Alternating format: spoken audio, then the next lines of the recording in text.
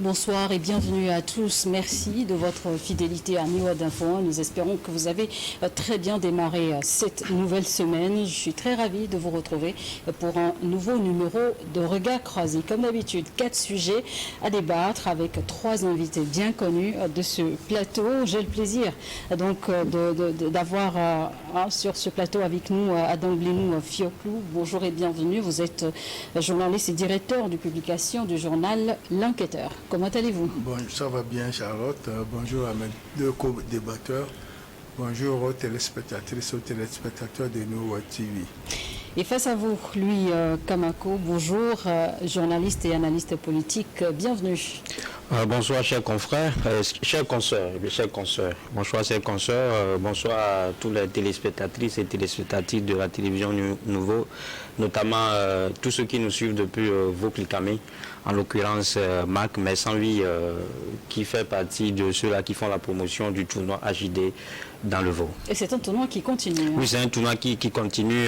Nous avons joué le samedi dernier, c'est-à-dire ce week-end, les demi-finales de retour. Et donc la finale a lieu le 14 octobre prochain. Et donc d'ores et déjà, je continue par vous inviter à soutenir telle initiative parce que, comme je le disais, c'est pour promouvoir le vivre ensemble et la cohésion sociale entre les filles et fils de Vauclicamé. Initiative importante en cette période où nous enregistrons des exécutions terroristes au Togo. Le football unit les peuples, hein, dit-on, donc c'est avec grand plaisir que nous répondons présent à cette finale. Et notre 3e invité, Prosper Agbokou, journaliste et analyste politique également. Bonjour et bienvenue. Bonjour Charlotte, un plaisir d'être à vos côtés pour animer ce débat, ce n'est pas tous les jours. D'être aux côtés d'une voix féminine dans cette émission qui fait le grand écran donc de cette grande télévision. J'aimerais profiter quand même de l'occasion pour saluer tous les enseignants du monde, du Togo en particulier, les élèves, les parents d'élèves et les autorités éducatives togolaises pour le bon démarrage donc de l'année scolaire 2023-2024. Merci à tous. Eh bien, messieurs, nous allons partir tout de suite à Niamey, au Niger, avec le premier sujet. La colonisation est terminée, a déclaré le général Abdourahmane Tchiani dans une interview accordée le week-end dernier en Aoussa et en Zarma, à la télévision nationale Télé Sud. Cette première sortie publique du général, comment l'avez-vous trouvé, Adam Blénou? Oui, il est vrai que le général Tchiani a pris le pouvoir suite au coup d'État du 26 juillet, où il a déposé le président démocratiquement élu, M. Bazoum. Et depuis ce temps, il y a le pays colonisateur qu'on appelle la France. Son président n'a pas aimé ce coup d'État. Et donc, du coup, il y a un bras de fer qui s'est installé entre Niamey et Paris. Mais suite à ce bras de fer, le président Macron, le week-end dernier, a autorisé l'ambassadeur Sylvain Ité à quitter le pays et a dit que dans les jours à venir, au plus tard 31 décembre, les 1500 soldats français qui sont sur le territoire nigérien vont regagner les bercailles. Ça a été un ouf de soulagement pour la junte. Et le général Tchiani, ce week-end, au cours d'une allocution, dit que les ressources du Niger profiteront désormais aux Nigériens et que la relation entre la France et le Niger sera déterminée par le peuple souverain du Niger.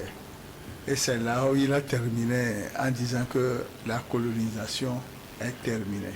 Ce qui veut dire que d'après lui, de 1960 à ce jour, le Niger n'est pas indépendant, que c'est la France, le pays colonisateur, qui exploite ses minerais, à savoir l'uranium, sous le nom de Areva et tantôt en janvier 2023 sous le nom de Orano.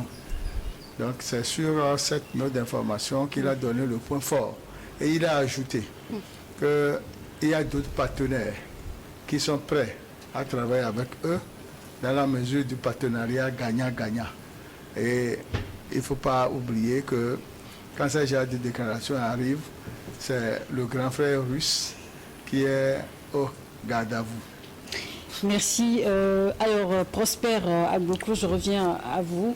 On se rappelle, le Niger n'a pas eu l'occasion de s'exprimer à la tribune des Nations Unies le 21 septembre dernier. Est-ce que, d'après vous, cette interview vient offrir au président nigérien l'occasion, enfin, de s'exprimer sur les grandes préoccupations de l'heure? Oui, mais au-delà même de l'aspect, je dirais, stratégique, au-delà de la conception de la France, je dirais tout simplement qu'après plus de 400 ans d'impérialisme, d'esclavagisme, de colonialisme, complété par le néocolonialisme qui continue donc de gangréner l'Afrique, je crois quand même que la sortie donc du général Tiani vient confirmer avec beaucoup plus de conviction la fin ou pratiquement le début de la victoire de l'Afrique sur le colonialisme, sur la domination européenne et la domination occidentale.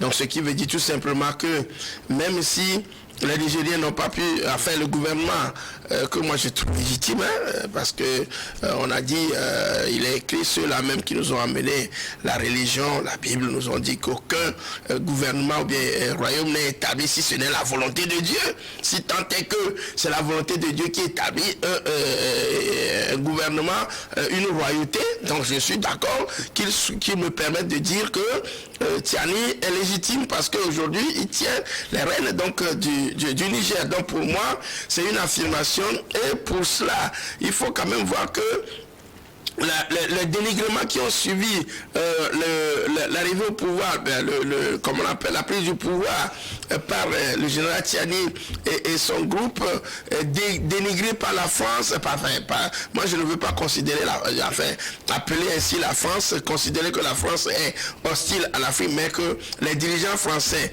sont hostiles à l'Afrique.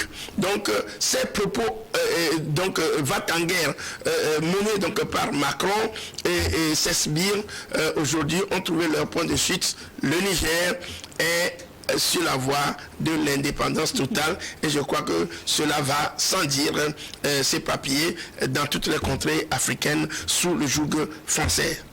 Louis Kamako, votre avis sur la question, la colonisation est terminée. Selon le dirigeant nigérien, est-ce qu'au jour d'aujourd'hui, on a des éléments pour appuyer cette déclaration du président? Oui, je pense que les éléments de ces dernières années ou bien de ces derniers temps nous prouvent effectivement que la colonisation est terminée. Et ce discours du général Tiani, c'est le discours là que tous les Africains tiennent en ce moment. On est arrivé à une époque où on veut rompre en fait avec la France-Afrique. Avec la France-Afrique qui a beaucoup de connotations, beaucoup de dénotations. Je l'ai toujours dit, c'est comme un serpent de mer qui chante à chaque époque. Donc aujourd'hui, on nous parle de aide au développement avec la création de agences françaises de développement et tout. Et donc c'est eux qui remplacent aujourd'hui, ce sont ces agences-là qui remplacent aujourd'hui ce qu'on peut appeler la colonisation. D'autres l'appellent néocolonialisation. Donc le discours du général Tiani, c'est un discours mobilisateur. Hein. C'est un discours qui fait la fierté de plus que tous les continents. Il a dit peut-être tout ce que les Africains sont en train de dire dans leurs chambres respectives actuellement. Et donc vous avez bien fait de le souligner que le Niger n'a pas eu l'occasion de se prononcer à la tribune des Nations Unies. Ça veut dire que nos difficultés ou bien les difficultés africaines, on n'a pas besoin forcément d'aller devant les Occidentaux que nous combattons, que nous pensons qu'ils sont là pour nous aimer, mais plutôt qui constituent pour nous nos ennemis premiers. C'est-à-dire qu'on a nos médias, on peut communiquer par là. Et je pense que le canal choisi par le général prouve aujourd'hui que l'Afrique est capable de quelque chose. La preuve, il a accordé l'interview. Et ce qui est significatif aussi, c'est dans une langue locale. Et aujourd'hui, on en débat. Ça veut dire que l'essentiel, c'est d'arriver à s'exprimer, c'est d'arriver à donner cours à ses libres sentiments. Et quand vous voyez même la colonisation, même quand vous lisez les contrats coloniaux, ou bien quand vous lisez ce qu'on peut appeler les contrats coloniaux, il y a certains termes de ce contrat-là qui frisent le ridicule, l'humiliation. Ça prouve à combien de fois le continent a été vendu à vrai prix aux Occidentaux, surtout à la France. C'est-à-dire que je ne comprends pas quel est ce commerce-là que vous faites et que c'est le client qui fixe le prix de la marchandise. On parlait tout à l'heure du l'uranium. Depuis fort longtemps, c'est la France qui fixe le prix de l'achat de l'uranium. Ça veut dire qu'il y a un problème. Ça veut dire que cet accord ne profite guère aux Africains. Et donc ça, si aujourd'hui le général Tiani fait de telles déclarations et qu'il appuie et qu'il dit qu'il y a d'autres acteurs qui sont là, qui sont prêts à les aider, je pense qu'on ne peut que le soutenir. Et donc je pense que il vient de lancer le pavé dans la main. On ne peut qu'encourager les autres pays à le suivre. Maintenant, les accords, je le disais tout à l'heure, si vous voulez, j'ai en face de moi ce qu'on appelle les 11 accords secrets entre la France et l'Afrique. Ce que certains critiques ont tenté d'appeler les 11 accusations. Si vous voulez, je peux vous le lire sans faire de commentaires là-dessus. Le 1, par exemple, on dit la dette coloniale pour remboursement des bénéfices de la colonisation. Il y a la confiscation automatique des réserves financières nationales. Le droit de premier refus sur toute ressource brute ou naturelle découverte dans le pays. Priorité aux intérêts et aux entreprises françaises dans les marchés publics et appels d'offres publics. Droit exclusif de fournir des équipements militaires, de former des officiers militaires des colonies. Le droit pour la France de déployer des troupes et d'intervenir militairement dans le pays pour défendre ses intérêts. L'obligation de faire du français la langue officielle du pays et la langue pour l'éducation. L'obligation d'utiliser le franc CFA, colonie française d'Afrique. L'obligation d'envoyer en France un bilan annuel et un rapport d'état des réserves. Renoncer à toute alliance militaire avec d'autres pays, sauf autorisation de la France.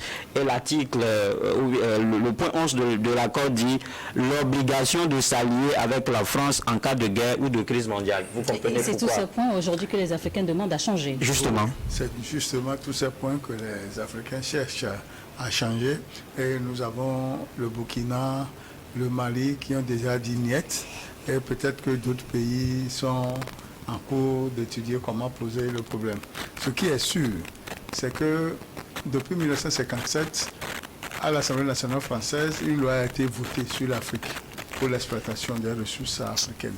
Et c'est ce qui a été remodelé en 1960 quand les pays africains francophones ont pris leur indépendance. Il est vrai que pour acheter des armes, il faut l'autorisation de la France, si ce ne sont pas des armes françaises.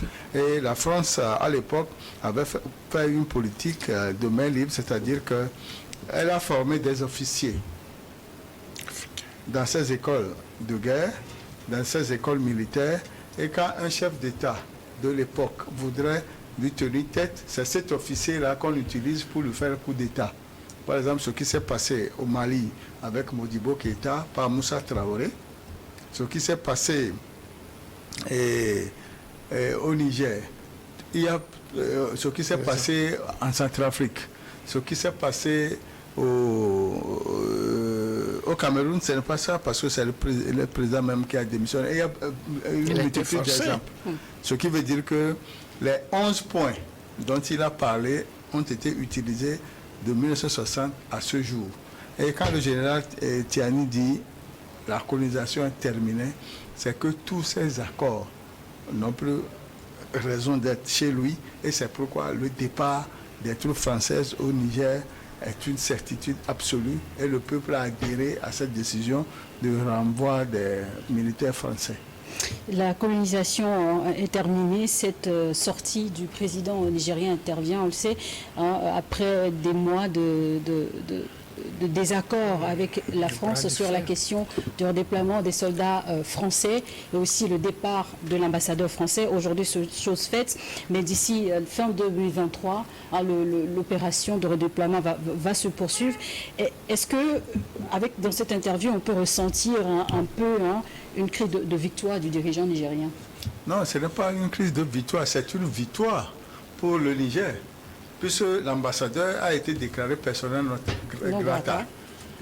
Et le président français Macron a jugé utile de maintenir une relation d'homme à homme. Or, dans les relations internationales, on parle d'État à État, conformément à l'esprit de l'article 9 de la Convention de Vienne. Si aujourd'hui, il a compris qu'il est seul, que les autres pays de l'UE n'ont pas accepté ce qu'il est en train de faire, c'est en ce moment-là qu'il a jugé utile de rappeler l'ambassadeur. L'ambassadeur est parti. Au même moment, au moment de la crise, les autorités militaires nigériennes discutaient avec les autorités françaises pour le rapatriement des troupes. Or, il disait que ce gouvernement-là n'est pas reconnu, n'est pas légal, que c'est Bazoum qui est le président reconnu, alors que Bazoum est aux arrêts. Si il voudrait que le pouvoir actuel ne soit pas reconnu, il ne devait pas donner autorisation aux éléments militaires français stationnés au Niger de discuter avec les autorités issues du coup d'État. Il est vrai que, comme beaucoup l'a dit tout à l'heure, que lui trouve que le gouvernement du général Tiani est légitime. Moi, je lui dis non. La légitimité est issue d'une élection. Or, ici, c'est un coup de force. Et pour l'instant, on ne connaît pas aussi la durée de cette transition qui est en cours. Dans l'interview, il a dit que la transition ne va pas dépasser 5 ans. Ce qui veut dire que c'est entre 3 à 4 ans. Et on va savoir ce que ça pourra être. Mais aujourd'hui, le peuple nigérien est fier de son général, est fier de la junte, parce que la France n'y est plus. Et là, j'ai dit l'autre semaine que M. Macron a fait perdre la crédibilité de la France. Et lui-même a perdu son image. Il devait prendre cette décision-là depuis que le pays accrédité, qu'est le Niger, a demandé le rappel de son ambassadeur. Dernière réaction sur ce sujet avant d'aller à la pause. Louis Kamako, la colonisation est terminée, a déclaré le président nigérien, le général Tiani. À quoi doivent s'attendre aujourd'hui les Nigériens après cette... Non, mais ils doivent s'attendre à prendre leur destinée en main. Et ils ont commencé déjà avec des militaires qui sont au pouvoir, qui ont été eux aussi à l'école de la gouvernance. Je l'ai toujours dit que les militaires que nous avons ces dernières années, ou bien les militaires que nous avons dans nos pays restés, ce sont des gens qui sont allés à l'école de la bonne gouvernance, c'est des gens qui savent gérer la chose publique.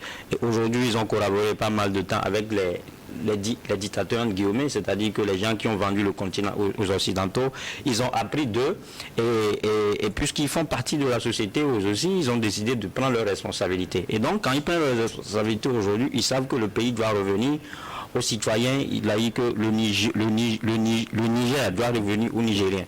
Et donc Tiani, aujourd'hui, il est dans cette logique.